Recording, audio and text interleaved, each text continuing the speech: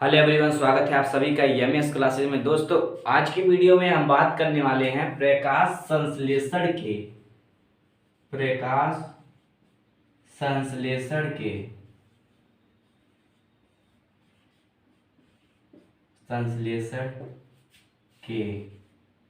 या की आवश्यक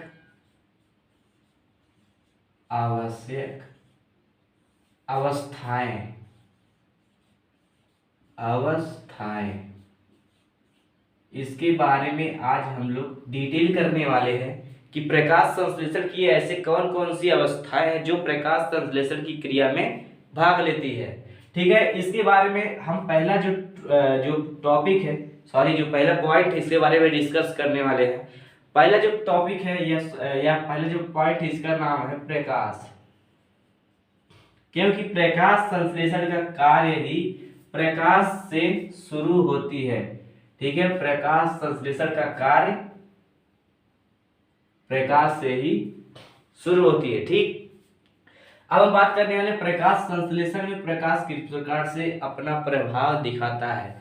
तो प्रकाश संश्लेषण के लिए जो है आपने पढ़ा होगा कक्षा 10 में, या आप पढ़ने वाले हैं फिजिक्स में प्रिज्म में थोड़ा सा हम बताइए, फिजिक्स का टॉपिक है। प्रिज्म से जब प्रकाश की किरण गुजरती है तो वह 7 रंगों में विभक्त हो जाती है। कितने रंगों में? 7 रंगों में विभक्त हो जाती है।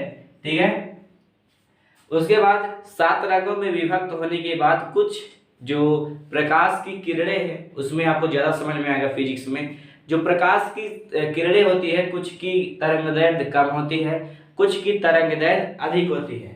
तो तरंगदैर्घ्य को हम लोग लैम्डा से प्रदर्शित करते हैं। जो तरंगदैर्घ्य होता है, इसे हम लोग लैम्डा से प्रदर्शित करते हैं। बस इतनी जानकारी आप रखिए कि जब कोई प्रकाश की किरण किसी प्रिज्म से होकर गुजरती है तो वह 7 रंगों में विभक्त हो जाती है, जिसका शॉर्ट फॉर्म है वेव गियोर। इसको आपको फिजिक्स में पढ़ना है। और सभी प्रकाश किरणों का अपना अपना तरंगदैर्घ्य होता है। ठीक है, अब इसमें हमें बात करना है कि जो प्रकाश संश्लेषण की क्रिया होती है, आपने पढ़ा होगा कि प्रकाश का 7 रंग होता है। अब आपको ये समझना है कि प्रकाश संश्लेषण की क्रिया किस रंग से ज्यादा होती है या किस प्रकाश की किरण की किस कलर से कम होती है। तो प्रकाश संश्लेषण की क्रिया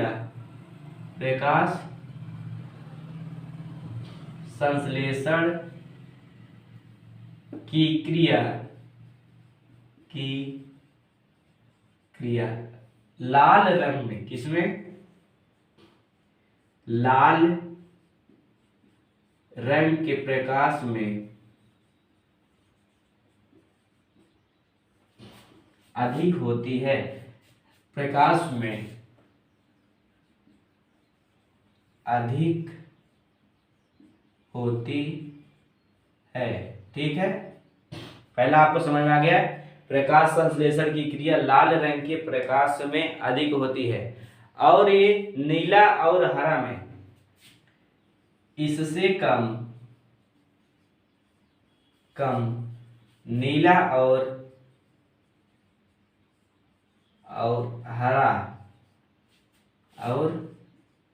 या नीला और हरे रंग के नीले और हरे रंग के प्रकाश की उपस्थिति में, इससे कम नीले और हरे रंग के प्रकाश की उपस्थिति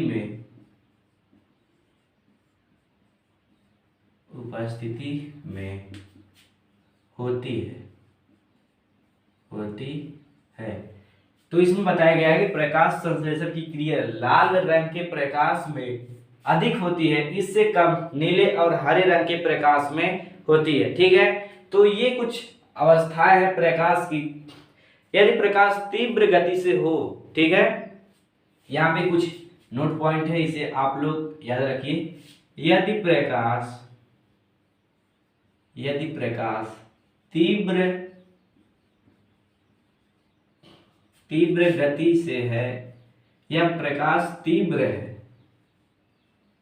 है तो प्रकाश संश्लेषण की क्रिया में यदि प्रकाश तीव्र है तो क्या होता है, प्रकाश के तीव्र होने के कारण कुछ जो है एंजाइम है वो नष्ट होने लगते हैं। यदि प्रकाश तीव्र है तो कुछ एंजाइम नष्ट या कार्य करना क्या कर देता है, बंद कर देता है, बंद कर देता है। यदि प्रकाश तीव्र गति से है तो कुछ एंजाइम प्रकाश जो संश्लेषण की क्रिया है वह करना बंद कर देता है। ठीक है, अब जो इसका अगला पॉइंट है तापमान या ताप। अब प्रकाश संश्लेषण के लिए अनुकूलतम ताप कितना होना चाहिए? तो प्रकाश संश्लेषण की क्रिया के लिए अनुकूलतम जो ताप है वह 10 डिग्री सेल्सियस से 35 डिग्री सेल्सियस के बीच होना चाहिए। तो इसमें आप लिख सकते हैं प्रकाश संश्लेषण की क्रिया, प्रकाश संश्लेषण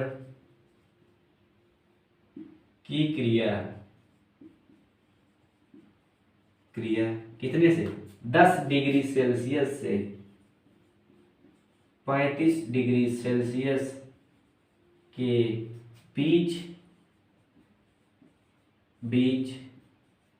होता है। यदि टेम्परेचर इससे अधिक हुआ तो प्रकाश संश्लेषण की क्रिया नहीं होगी। ठीक है, तो आपको यह समझना है कि प्रकाश संश्लेषण की क्रिया कितने टेम्परेचर पर सही हो सकती है। अब इसका जो अगला टॉपिक है वह है, जो हमारा अगला टॉपिक है उसका नाम है पर्णहरिम।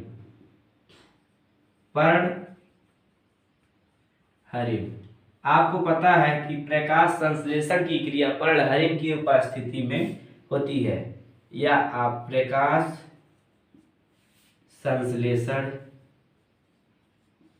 संश्लेषण की क्रिया कहाँ होती है कि ये पर्णहरिम की उपस्थिति में होती है, पर्णहरिम की उपस्थिति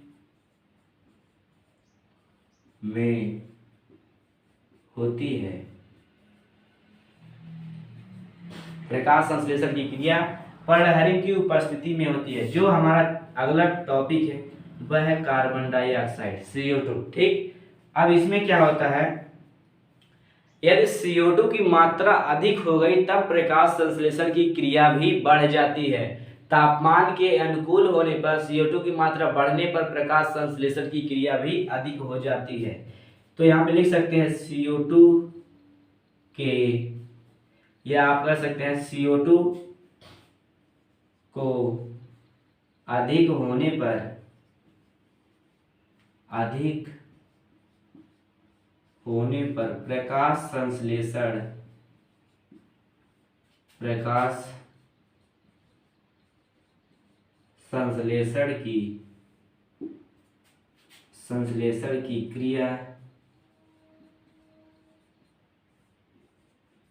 अधिक हो जाती है, अधिक होती है। ठीक है, CO2 को अधिक होने पर प्रकाश संश्लेषण की क्रिया भी अधिक हो जाती है। ऐसे ऐसे तमाम टॉपिक हैं। अब इसमें आप कह सकते हैं जल, प्रकाश संश्लेषण की क्रिया जल की उपस्थिति के कारण भी अधिक तेजी से होता है। ठीक है, अब हम जो अगला हमारा टॉपिक है, ये टॉपिक आप लोग याद रख लीजिएगा। अब जो हमारा अगला टॉपिक है प्रकाश संश्लेषण की क्रिया से होने वाले लाभ, उसके बाद हम पूरी तरीके से स्वपोषी अर्थात प्रकाश संश्लेषण की क्रिया खत्म कर देंगे। उसके बाद हमारा अगला टॉपिक शुरू होगा विषमपोषी पोषण।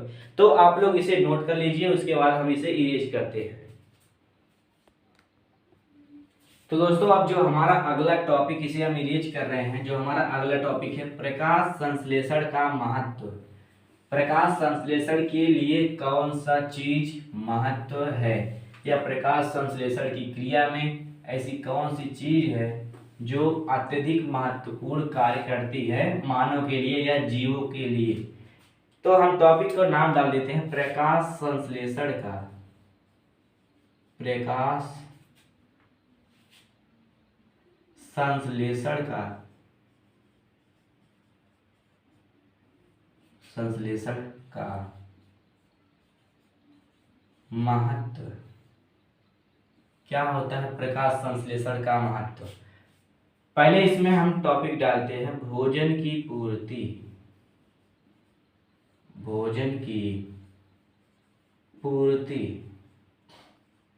अब आपको ये समझना है कि भोजन की पूर्ति के लिए प्रकाश संश्लेषण कितना महत्वपूर्ण है, या प्रकाश संश्लेषण की क्रिया जो होती है वो भोजन की पूर्ति किस प्रकार से करती है, इसके बारे में हम समझने वाले हैं।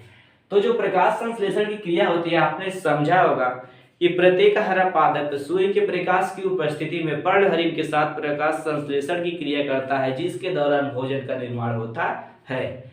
अब भोजन का निर्माण यदि भोजन का निर्माण हो गया तो उसे खाने वाला भी चाहिए, और वो खाने का कार्य कौन करता है? जीव करता है। क्योंकि पादप जो है अपने संपूर्ण शरीर जो भोजन का निर्माण करता है उसमें से कुछ भागों को ही खाता है और कुछ भागों को फलों के रूप में संचित कर देता है। ठीक है। अब हम यह कह सकते हैं कि मनुष्य या जीवों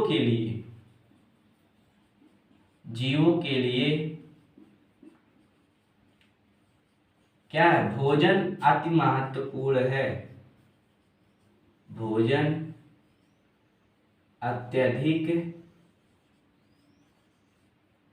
क्या है? महत्वपूर्ण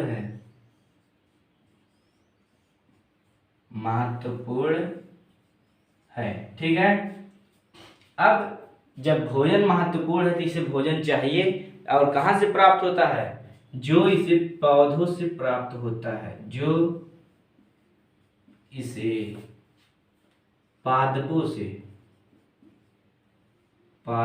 से क्या होता है? प्राप्त होता है। पहला हो गया भोजन की पूर्ति। अब जो हमारा दूसरा टॉपिक है CO2 और ऑक्सीजन का। CO2 और किसका? ऑक्सीजन O2 का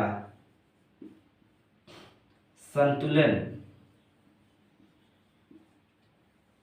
आपने देखा होगा कि प्रकाश संश्लेषण की क्रिया में CO2 को लिया जाता है, और यहाँ पे हमने लिखा था कि O2 को तीर के रूप में ऐसे लिखा गया था। O2 को ऐसे तीर के अंतर्गत, मतलब ऑक्सीजन ये क्या होता है? वायुमंडल में चला जाता है। ठीक। तब प्रकाश संश्लेषण की क्रिया में लिया गया CO2 और निकाला गया O2, और यहाँ पे CO2 यदि लिया गया, यदि ऑक्सीजन यहाँ से निकाला गया, तो इससे संतुलन पृथ्वी में बना रहता है। किसका? CO2 और या आप कह सकते हैं कार्बन डाइऑक्साइड और ऑक्सीजन का।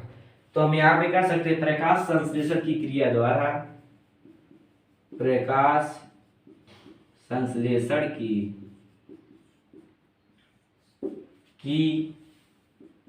क्रिया द्वारा CO2 और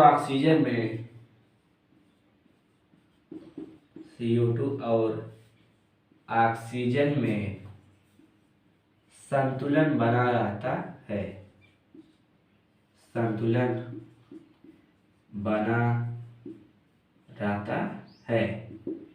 अब इसके बाद हम बात करते हैं अंतरिक्ष यात्री के लिए। क्या? अंतरिक्ष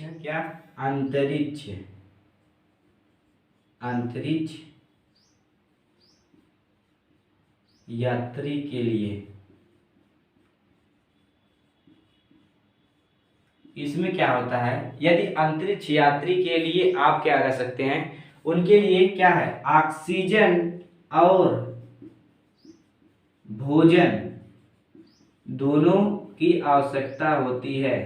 तो प्रकाश संश्लेषण की क्रिया से ही आपको ऑक्सीजन की प्राप्ति होती है, और प्रकाश संश्लेषण की क्रिया द्वारा आपको भोजन की भी प्राप्ति होती है। तो ये दोनों प्रक्रिया जो है किस पर निर्भर करती है? यह प्रकाश संश्लेषण पर। किस पर? यह प्रकाश संश्लेषण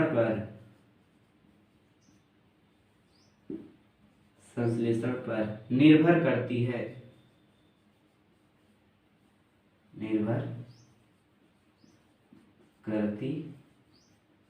दोस्तों आई होप आपको लेक्चर समझ में आ गया होगा। और ये जो आपका टॉपिक है प्रकाश संश्लेषण का, जो आपका टॉपिक है ये पूरी तरह से फिनिश हो गया है। ठीक है, जो ये प्रकाश संश्लेषण का आपका टॉपिक था ये यहाँ से फिनिश हो गया है। अब हमें प्रकाश संश्लेषण के बारे में बात नहीं करना है, आगे हम समझेंगे विषमपोषी पोषण की, उसके बाद अमीबा में पोषण, उसके बाद हम शुरू कर देंगे मानव में डाइजेस्टिव सिस्टम। ठीक है, आई होप ये लेक्चर आपको समझ में आ गया। यदि आपको लेक्चर समझ आए तो वीडियो को लाइक करके चैनल को सब्सक्राइब कर दीजिएगा। ये टॉपिक आप अपने नोटबुक में लिख लीजिएगा, जिससे जैसे हम बोलते हैं वो आप लोग अपने नोटबुक में या जो नोट्स बना रहे हैं उसमें लिख लीजिएगा, जिससे आपको रिवीजन करने में आसानी होगी। तो दोस्तों मिलते हैं नेक्स्ट वीडियो में नेक्स्ट टॉपिक के साथ, तब तक के लिए जय हिंद।